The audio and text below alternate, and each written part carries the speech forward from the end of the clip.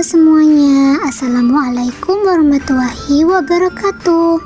Perkenalkan, nama saya Yundari dengan nomor NIM 211101080009, kelas biologi 1. Nah, di sini saya akan menjelaskan materi evolusi kelas 12 SMA untuk memenuhi tugas mata kuliah evolusi dengan dosen pengampu Ibu Rosita Fitra Dewi, SPD MSI. Selamat menyaksikan ya.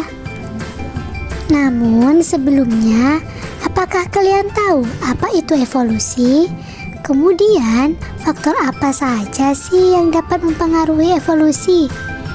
Dan mengapa evolusi bisa terjadi pada makhluk hidup? Evolusi merupakan perubahan yang terjadi pada makhluk hidup secara bertahap dan memerlukan waktu yang lama hingga jutaan tahun. Evolusi terbagi menjadi dua. Yang pertama, progresif atau yang dapat bertahan hidup.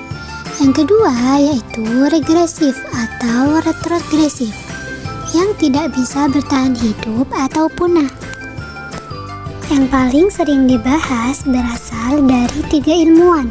Yang pertama yaitu Charles Robert Darwin, yang biasa kita kenal yaitu Darwin. Nah, menurut Darwin ini evolusi terjadi karena adanya seleksi alam. Nah, apa sih maksud yang seleksi alam ini?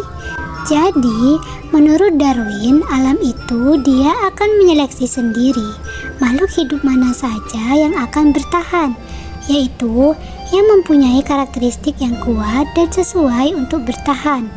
Atau, menurut istilah Darwin, survival of the fittest, yang artinya siapa yang kuat, dia yang bertahan. Darwin untuk membuktikan teorinya, dia memakai contoh jerapah. Pada awalnya terdapat jerapah yang berleher pendek dan panjang. Berhubung makanan jerapah ini adalah daun yang ada di pucuk pohon yang tinggi, jadi hanya jerapah yang berleher panjang sajalah yang bisa makan. Sementara jerapah yang berleher pendek ini tidak bisa makan. Akibatnya, lama-kelamaan jerapah berleher pendek ini akan punah karena tidak bisa mendapat makanan. Sementara jerapah berleher panjang dapat mencapai makanannya, sehingga bisa bertahan hidup dan berkembang biak, dan untuk menambah generasi selanjutnya. Yang kedua, teori evolusi lainnya berasal dari Jean-Baptiste Lamarck, atau biasa kita kenal dengan Lamarck. Lamarck ini memiliki teori berbeda dengan Darwin.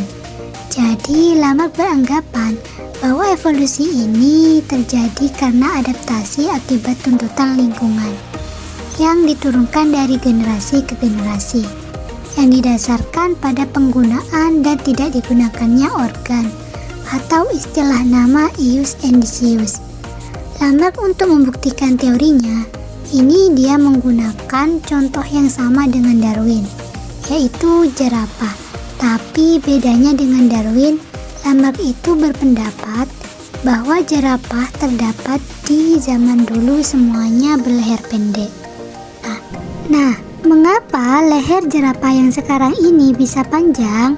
Jadi, menurut Lamarck, jerapah yang berleher pendek ini tidak bisa mencapai makanannya yang ada di tempat tinggi.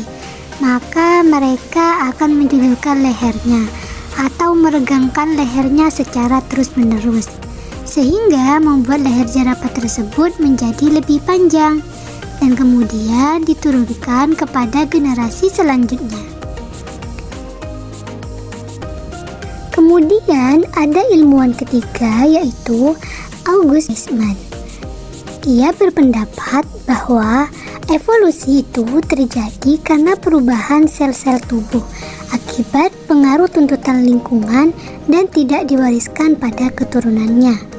Untuk membuktikan teorinya, Weismann ini melakukan sebuah percobaan yang mana untuk percobaannya ini dia memakai tikus.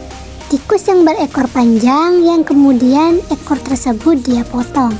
Setelah dipotong, dia biarkan kawin dengan tikus yang lain yang ekornya dipotong juga. Dan hasilnya ternyata anaknya itu tetap berekor panjang. Kemudian yang anaknya ini dia lakukan percobaan lagi. Dia melakukan percobaan secara berulang sampai 21 generasi. Dan hasilnya tetap sama, ekor anak tikus tersebut tetap panjang. Karena kesimpulannya tidak sesuai dengan teori Lamarck, maka August Weismann mendukung teorinya Darwin. Selanjutnya yang kita bahas yaitu bukti-bukti evolusi. Bukti-bukti evolusi yang pertama yaitu peninggalan beberapa fosil. Bukti yang kedua adalah adanya homologi dan analogi. Yang ketiga ada embriologi perbandingan. Yang keempat, adanya variasi individu dalam suatu keturunan. Bukti yang kelima, adanya perbandingan fisiologi. Dan yang keenam, bukti petunjuk secara biokimia. Dan bukti yang ketujuh, adanya alat-alat tubuh yang tersisa. Oke, kita bahas satu persatu ya. Yang pertama akan kita bahas adalah fosil. Kalian tahu nggak apa itu fosil? Jadi, fosil adalah sisa tumbuhan dan hewan yang telah membatu selama ratusan bahkan jutaan tahun.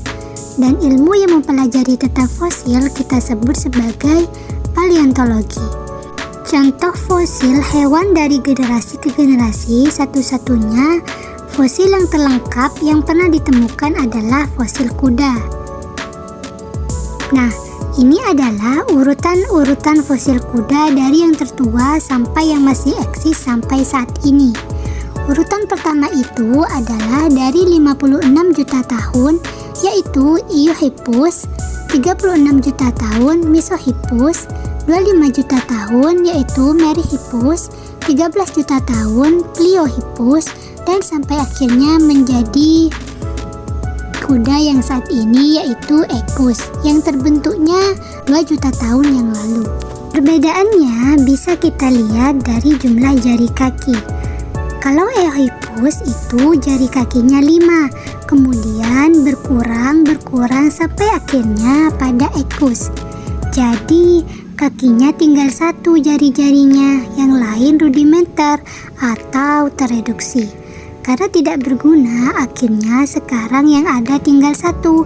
Jadi perubahannya bukan hanya jari-jari kaki, tapi juga ukuran itu ada ukuran tubuh dari yang kecil. Katanya sebesar anjing sampai akhirnya sebesar kuda yang saat ini ada. Kemudian yang kedua yaitu ukuran tempurung kepalanya. Tengkorak kepalanya membesar dan memanjang. Lalu yang ketiga juga jarak antara mata dengan moncongnya. Dari mata ke moncong atau mulut itu semakin jauh karena besar kepalanya juga membesar. Kemudian yang keempat gigi gerahamnya. Di sini juga bertambah banyak dan bertambah besar karena makan rumput.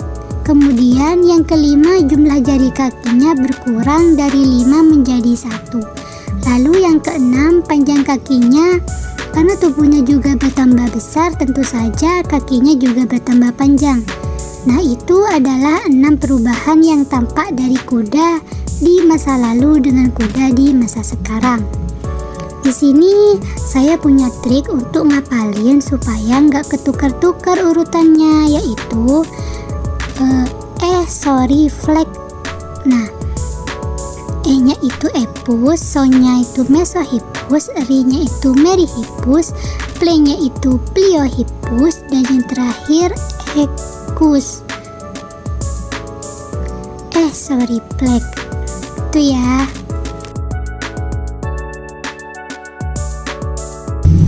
Yang kedua, kita akan membahas homologi dan analogi. Apa sih perbedaan homologi dan analogi? Jadi, homologi adalah bentuk asal sama, fungsinya berbeda.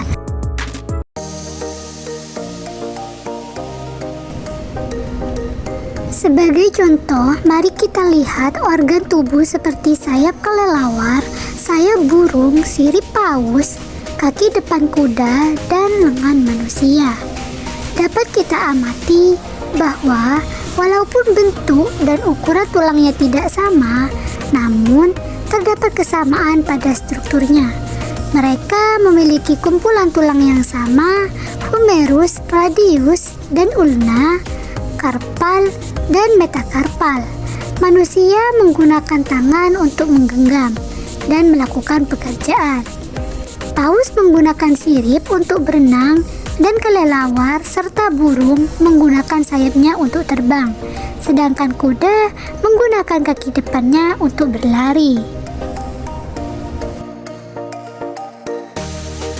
Sedangkan analogi adalah kebalikannya.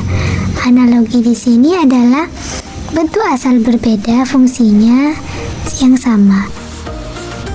Contoh analogi sifat pada suatu hewan adalah sayap serangga, bulu burung, dan sayap kelelawar yang mempunyai fungsi yang sama tetapi asal-usulnya berbeda. Sayap serangga berasal dari permukaan dalam atau luar tubuh serangga.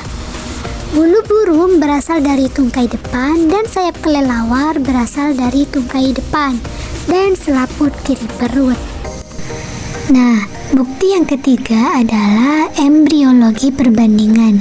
Kita lihat ya di sini gambar embrio dari beberapa hewan multiseluler dan termasuk manusia. Hewan multiseluler mengalami embriogenesis, yaitu proses pembuatan, pembentukan, dan perkembangan embrio dimulai dari zigot sampai embrio dan terdapat persamaan atau mirip. Jadi kita tidak bisa membedakan ya mana yang ikan, salamander, kura-kura, ayam, bahkan sampai manusia. Nah, perkembangan individu mulai dari dibuangnya sel telur sampai individu tersebut mati kita sebut sebagai ontogeni. Sedangkan sejarah perkembangan evolusi makhluk hidup disebut filogeni. Jadi ontogeni merupakan filogeni yang dipersingkat. Nah, selanjutnya bukti evolusi adanya variasi individu. Variasi individu dalam satu jenis dipengaruhi oleh kondisi geografis dan makanan. Variasi individu dalam perkembangannya akan menghasilkan keturunan yang berbeda. Adanya variasi tumbuhan dan hewan dimanfaatkan oleh manusia untuk memperoleh bibit unggul. Selanjutnya dapat menghasilkan keturunan yang semakin berbeda dengan nenek moyangnya. Selanjutnya bukti evolusi. Kita akan membahas perbandingan fisiologi. Perbandingan fisiologi yaitu aktivitas fisiologi pada makhluk hidup tingkat rendah maupun tingkat yang tinggi yang terjadi dalam sel memiliki kemiripan atau kesamaan, seperti respirasi sel, pembentukan ATP untuk kegiatan sehari-hari, seperti sistem respirasi, sistem ekskresi, digesti, metabolisme, dan sebagainya. Kita bisa melihat proses respirasi berbagai makhluk hidup, misalnya respirasi pada ayam, burung, dan ikan.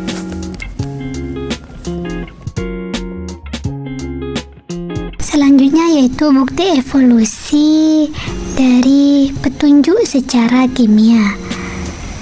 Salah satu uji untuk mengetahui kekerabatan atau hubungan kekerabatan adalah dengan uji presipitin. Adanya presipitin atau endapan pada suatu reaksi antigen antibodi. Jadi semakin banyak presipitin dan endapan yang terbentuk, maka semakin jauh kekerabatan atau hubungan kekerabatan antara dua jenis makhluk hidup. Bukti evolusi selanjutnya yaitu adanya alat-alat tubuh yang tersisa, yaitu alat tubuh yang sudah tidak digunakan akan tetapi masih ditemukan. Contohnya yang pertama yaitu umbai cacing pada tubuh manusia, yang kedua otot penggerak pada telinga, dan yang ketiga tulang ekor, yang keempat gigi taring yang runcing, dan yang kelima buah dada pada laki-laki. Yang keenam, pada burung kiwi, burung yang tidak dapat terbang, terdapat alat tubuh yang tersisa sebagai penyusutan sayap. Yang ketujuh, pada ular piton terdapat benjolan kuku yang merupakan sisa kaki belakang. Yang kedelapan, pada paus pada masa embrio mempunyai gigi pada rahang dan mereduksi setelah lahir. Sekian video pembelajaran dari saya, kurang lebihnya mohon maaf dan semoga bermanfaat ya. Assalamualaikum warahmatullahi wabarakatuh.